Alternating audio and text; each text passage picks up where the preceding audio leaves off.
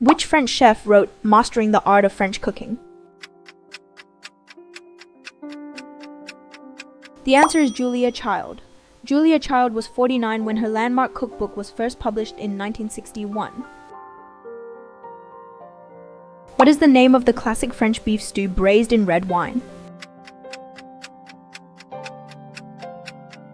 The answer is beef bourguignon. This dish originated as peasant food in the Burgundy region before becoming haute cuisine. Which French pastry is filled with cream and shaped like a lightning bolt? The answer is éclair. The word éclair means flash of lightning in French, possibly because it's eaten so quickly. What is the French term for the practice of preparing all ingredients before cooking?